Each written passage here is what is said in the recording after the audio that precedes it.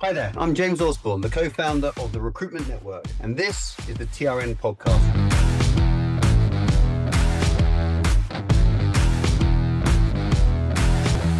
Every week, we unpack the strategies, the technologies, the processes and mindsets fueling today's top-performing recruitment agencies. We take a look behind the scenes of some great recruitment businesses. We listen to the real-life stories of those who have built those businesses, and we learn from some of the industry's greatest thought leaders to help you become both future fit and future relevant. So let's begin with this next episode of the TRM Podcast. Right, let's get cracking. So today we're talking about AI, our good friend AI. I have no idea what your standards are, what your levels are around about AI. So I'm going to presume you're all sort of fairly entry level, if that's okay for the sake of this. And I'm going to give you my overview around AI, how it works, how recruitment companies are using it, how you should be using it. And I'm also going to sort of train you on how to build some AI agents as well, if that sounds good fun. So hopefully by the end of the session, you'll walk away with some really cool ideas and some things that you can implement and put into practice. We're talking around, well, we called it AI disruption in recruitment. I'm not really sure if it's disruption anymore. I think the reality is AI is just part of how we do recruitment at the moment. But the really important part of this is how do you use AI to stay ahead in 2026? Your customers are asking questions about AI, about how to build AI agents. Should their workforces be a blend of AI people and AI agents as well as humans, etc.? So we need to be able to confidently speak to our customers about their AI strategies. But just as importantly, we need to make sure that we're on top of it and using AI effectively for ourselves as well. So hopefully I'm going to help you with that today. We've got loads of stuff we've done around AI across the TRN community over the last 2 years or so.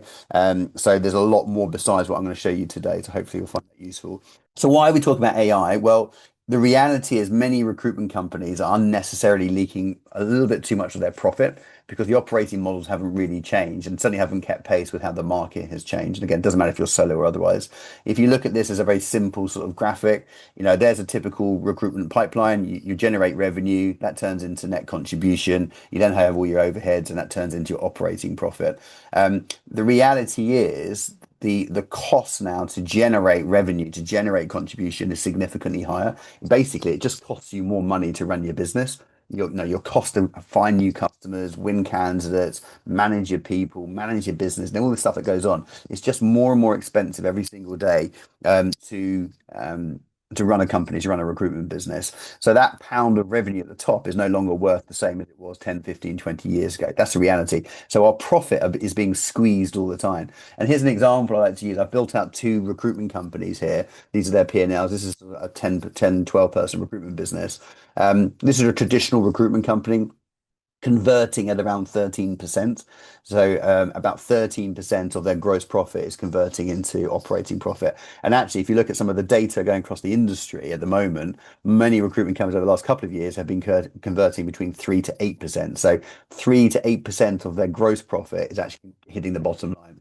That's like a supermarket or hospitality sector or airline. That's tight. There's no real room to go in that. And that's really, really hard. That's not the industry I signed up for, and certainly not what it used to be.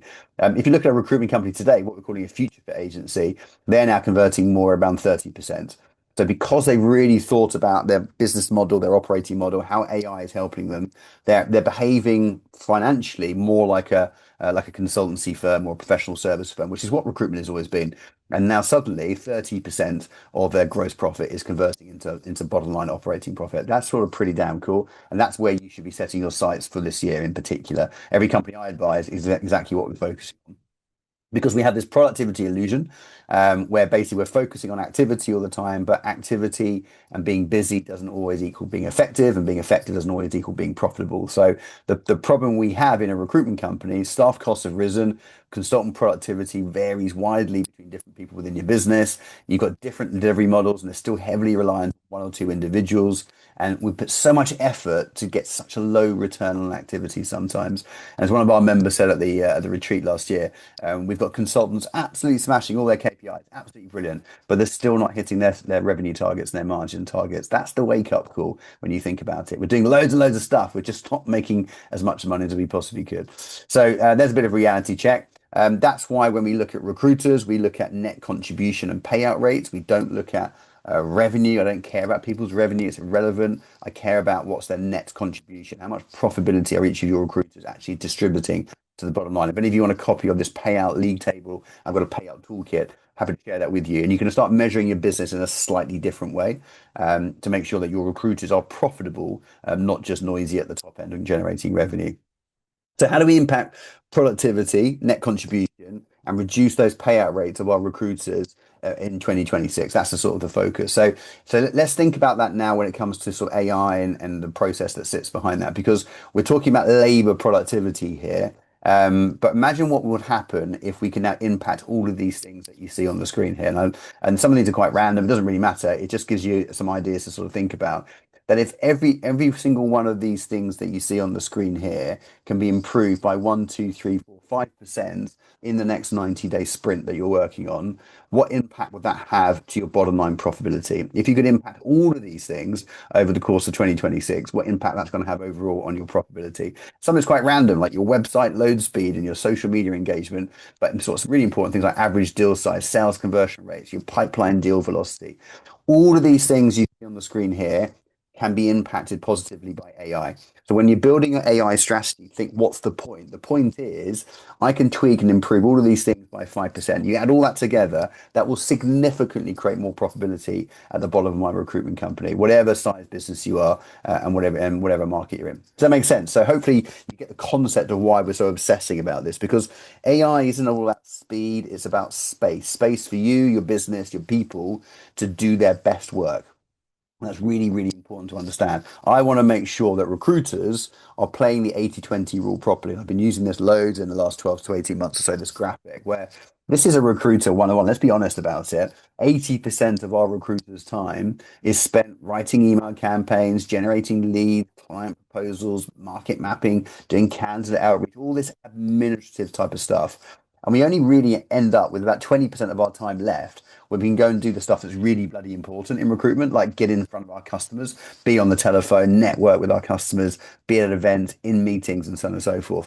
And in some cases, a lot of recruiters have used the stuff on the left-hand side as an excuse not to do the stuff on the right-hand side. That's classic transactional recruitment, which I think is killing our industry day in, day out. So what the good recruitment companies are doing now, they're moving from the transactional to the transformational, and they're going, actually, how do I get a recruiter to spend only 20% of their time doing that administrative type stuff? Because I've got AI can do nearly all of it for me, which means I'm freeing up my recruiters to have 80% of their time to be spending in meetings and networking and on the phone in front of customers and so on and so forth. So we're almost humanizing recruitment, spending more time being human in front of our customers because of the technology that's sitting behind the scenes. So that makes sense as a concept. Please give me a sort of yes or a thumbs up if it does, because it's so important to understand this. This is what AI does for our businesses. It's brilliant, absolutely brilliant, providing you've got the right people within your business who want to go and do that stuff on the right hand side.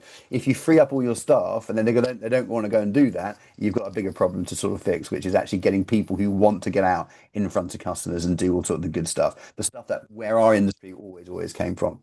So there's a bit of a reality check for you about what we're trying to do here. So in theory, if we're using AI and automation, all this stuff to 4 times amplify the human activity that we're creating for our recruiters, that in theory should mean we can increase those average GP per recruiter from 120 up to 300-400K quite comfortably, because they're doing 3 or 4 more times the activity of the stuff that actually creates profitability and creates revenue and creates placements and deals. So that's the principle behind it. So look at your recruitment company. No longer should your org chart look like this.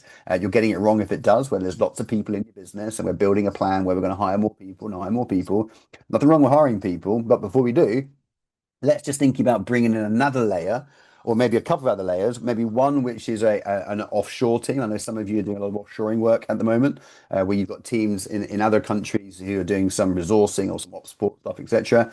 But more important, this purple layer, which are all these AI agents. And these are basically agents, little people, little bots within your business who wake up every day and do a job. So I've got a PSL agent whose job is to find me PSL opportunities every single day. When the PSL opportunity arrives, they help me write 80% of the PSL response. I've got a lead generation agent whose job is to go out and generate new leads for Adam and Lucy and Bridget every single day.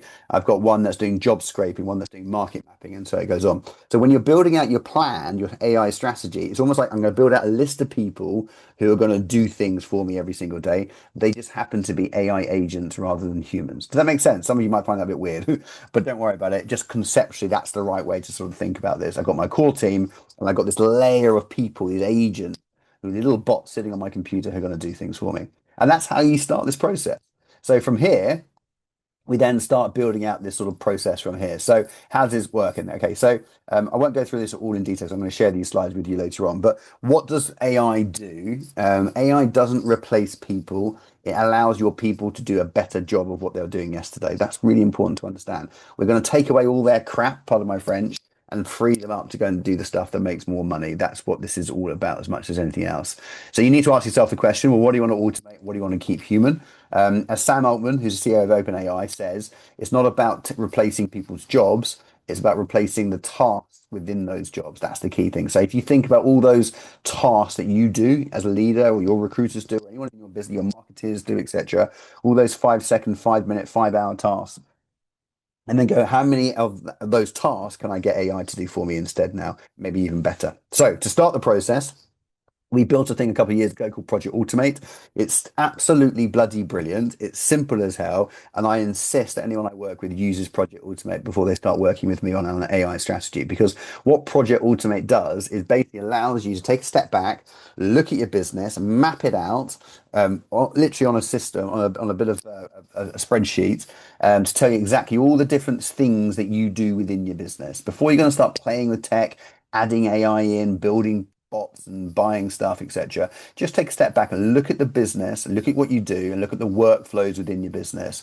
And within each of the workflows, you've got a whole bunch of different steps that you take. So I want you to map out your business into lots and lots of different steps. We're then going to go through that and work out which of those things should we automate and which of those things should we keep human. Simple as that. If any of you want insights into Project Automate or access to this, you're more than welcome to have it. It's not a problem at all. I've got an example of a recruitment company that's it's anonymized, but you can see another example of a recruitment company who's completed this and what they do in their workflows. You should be able to map all this out, because once you've done that, you can then start building your agents against this, and they're actually going to land and they're actually going to work. So look at your business. It's a bunch of workflows, and within each workflow, there's a bunch of tasks. And with each of those tasks, we're going to decide, should we keep them human or should we make AI do it? If we're going to keep them human, should we outsource or offshore it? If we're going to make it AI, are we going to replace it completely, or are we going to use AI to make our recruiters do that particular thing better and help them do that particular task better? You get the idea. So again, it's a little bit more complicated than that, but you get the rough sort of idea how to be able to do that. It's quite simple when you sort of think about it. So I'll share that with you if any of you are interested. You can see a bit more about how it all sort of works and the different things that you should think about automating, keeping human only, and then that bit in the middle, which is augmenting, which is I want my recruiters to do it, but I'm going to use AI to make sure they can do it 20 times better than they were doing it yesterday, 20 times quicker, 20 times more effective, 20 times more volume, etc., etc. Now, from there, we can then start building out our plan. So in essence, you've got 3 buckets. I've got stuff I'm going to automate, stuff I'm going to augment, stuff I'm going to keep human. And then within the stuff that's go in the left-hand bucket, we're going to go and start building some AI agents to do those things for us. Now, always start with your CRM system. So if you've got a CRM system, whatever you're using, JobAdder, Bullhorn, Vincere, Spot, Pop, whatever it is, make sure you look at what AI is already in there, because you're already paying for it. It's a big part of your core framework. So make sure you're using what you've already got. And then on top of that, we can then go and start building our own AI agents to go and do some of the rest of the bits for us, basically. It's as simple as that. So let's have a look. What are some of the things that you could be doing with AI right now within your business? So all of these things you see on the screen here, I presume all of you are doing all of these things anyway. If you're not, you're probably a little bit behind the 8 ball here, just be honest about it, because most recruitment companies now are on top of these types of things and have got AI agents working with them. I'm not trying to make anyone feel bad, by the way, if you haven't done that. I'm just trying to stick a bit of a fork up your backside to make sure you start doing it. But this is like quite basic stuff if you think about it. So let's get the basics done, definitely, but let's make sure we now take it to the whole new level. So keep it simple. For the sake of today, I'm going to talk about ChatGPT, just because it's the easy one that everyone understands. There's lots of AI tools that you could use. There's thousands of them now.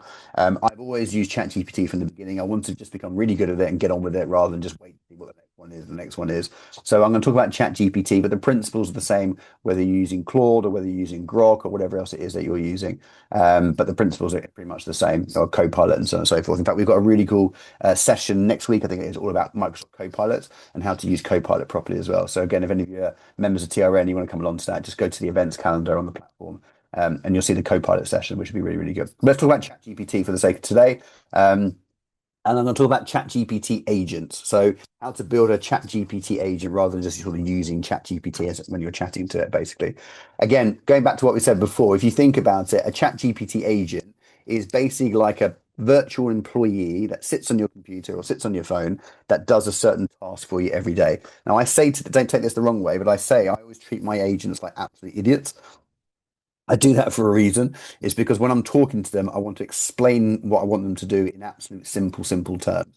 I set targets for them, I set KPIs for them, I measure them so I know they're working or they're not working. So imagine they physically are. You've just hired someone in your business to do a particular task. They just happen to be a bot, they happen to be an agent, they happen to be sitting on your computer. But treat them like an idiot in the sense of I'm going to take you right from the beginning and step by step explain to you what I expect you to do as an agent.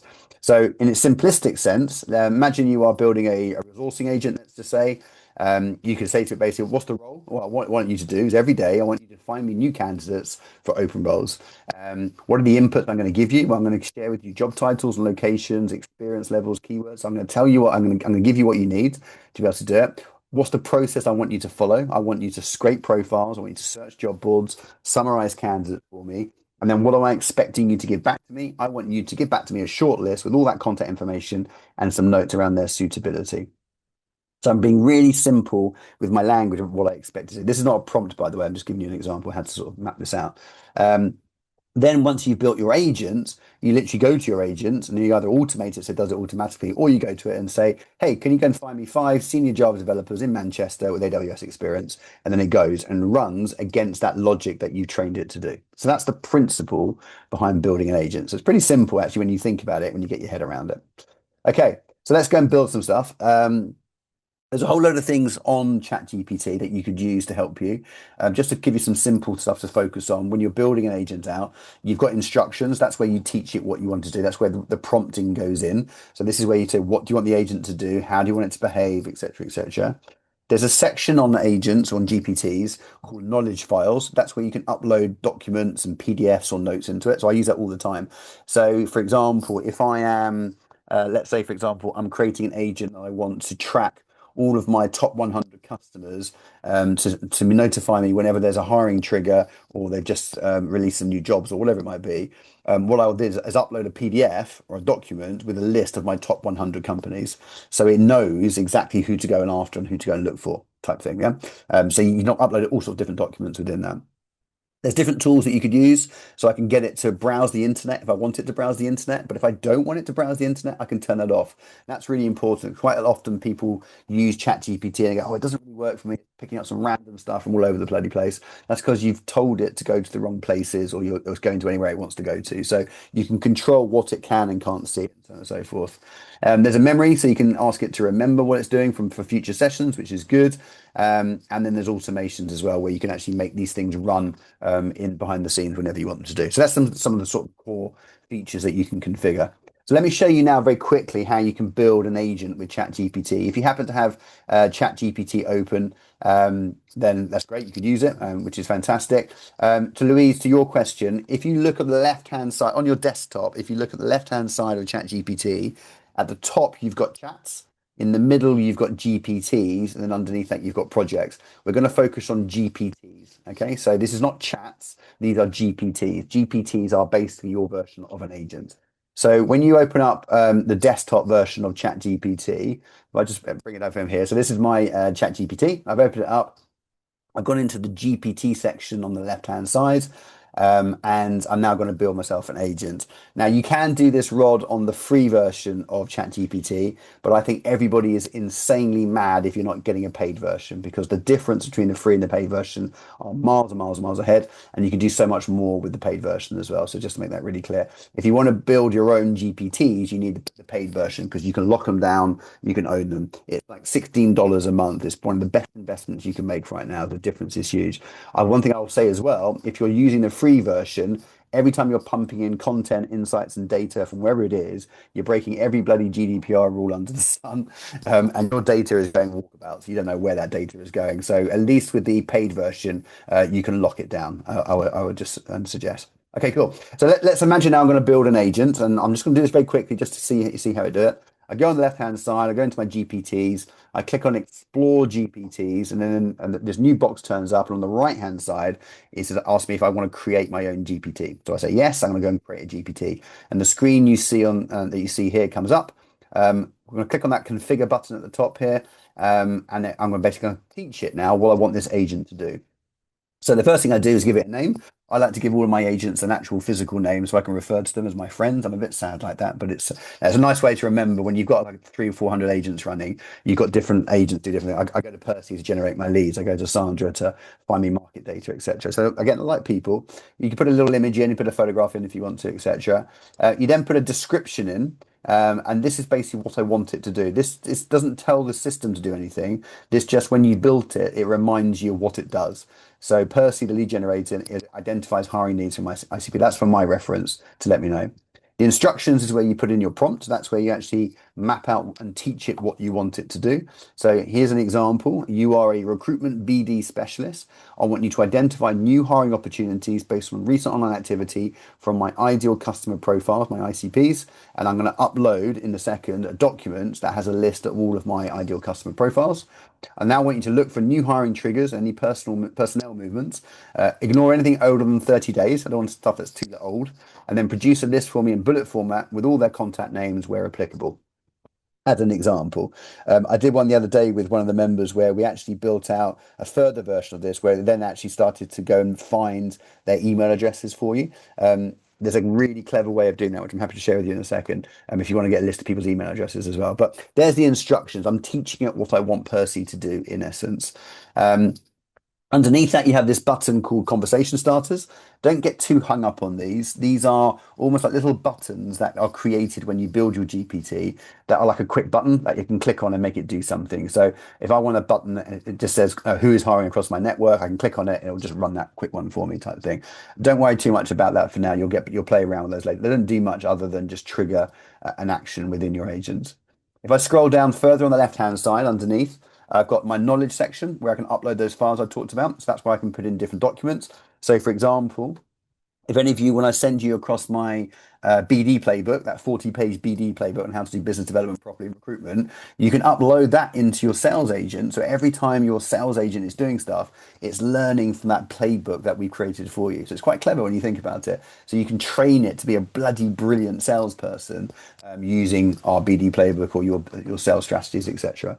Recommended model is the different types of chat GPTs, I'm sure you're aware. So different models. I would suggest just keep it as no recommended model and it'll figure out what it wants to use. We'll get a little bit deeper with that later on. And then capabilities underneath is where you can choose, as I said before, whether you want it to turn off web search, etc. So if you click off web search, it will only do what you ask it to do within the realms of offline, in essence. Where if you have web search turned on, that's when it can scrape job boards and scrape websites and all that type of stuff. So this is very top level, but you sort of build out the step by step on the left hand side, and then on the right hand side you click then create. It takes about 30 seconds or so. It creates it. You can at that point choose whether it's a shareable GPT or it's a private GPT. If it's shareable, you have two choices. Either it's shareable with a link. So if I make it shareable with a link, I can now send you a GPT agent and you've got a copy of it because you've got that link. In fact, I'm going to send you one in a second in the chat and you'll see that. If I make it shareable in the marketplace, it means anyone in the world can access it and find it. Probably don't do that just at this stage. If you make it private, it means only you can see it and nobody else can. Okay, so you get that choice. So you do that when you click on the top right button that says create. And then once it's created, it then saves it on your left-hand side under your GPT. So you now own that, which is great. And it will look a little bit like this. So here's an example, one that I've created earlier, as I say in the cooking programs. This is my TRN Market Pulse agent. And what this does is this identifies any marketplace. So you type in, for example, fintech in South Africa, or you type in construction recruitment in London, or whatever it is, and this will then run for you in a complete report and analysis of your marketplace, where the job opportunities are, where the growth opportunities are, who's hiring, etc., etc. It produces this fantastic report. So if any of you want a copy of that, we'll share that with you shortly in the chat. I think Felix, if you can share that, that'd be fantastic. So you've got a copy of that, and you can see how I built it, and then you can now click on it and you can now use it yourself.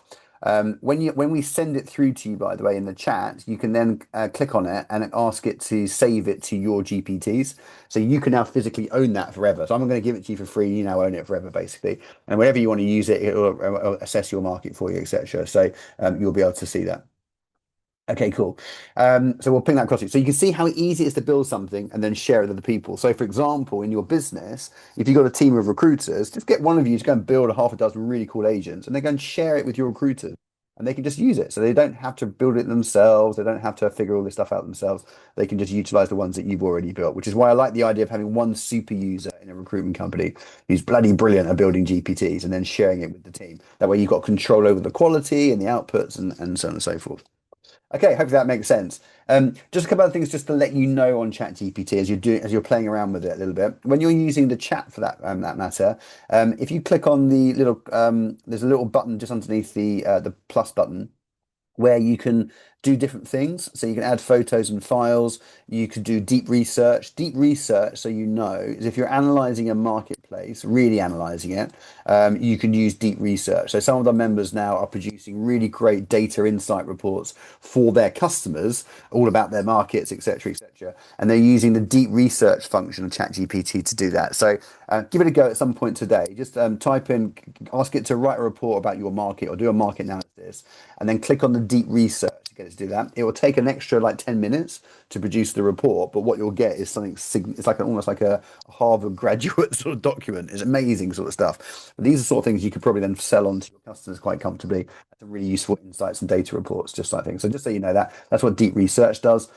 Agent mode is pretty freaky if you ever played with it, where if you click on agent mode, if you're starting to build something, it then has a bunch of agents that are literally talking to each other as they're coming up with the results. So it feels like there's a bunch of people on your computer all of a sudden having a chat and they're building it out, they're testing it, they don't like it, they retest it and so on and so forth. It's really, really quite fascinating. Haven't played that if you get the chance. Those of you, if you like playing with this type of stuff, one of the things I would recommend you all have a play with, and it's a lot of fun, is a tool called Replit, Replit. It's an AI agent builder. You can build websites with it. You can build apps with it in about 2 or 3 minutes. It's absolutely insane what you can do with it. So if you ever get a chance, have a little play that Replit AI. Play with that, have a little go, try and build some stuff. It's amazing what you can build off the back of it. And that's a wrap for this episode of the TRN podcast. Thank you for listening. And make sure you grab the free episode toolkit. All the links are in the description. And click follow in your podcast app so you can get notified of our next episode. If you want to get more out of your business and your people, then please unlock 30 days from our platform, TRN World, for free. And help yourself to all our training content, our guides, our templates, and peer insights. You can get started at trnworld.com/trial. And finally, if you found this episode of the TRN podcast of use, please share it with your network and tag TRN on any socials with your takeaways. Otherwise, message us directly if we can help in any way. We do reply to every question. Otherwise, we'll see you next week on the next TRN podcast.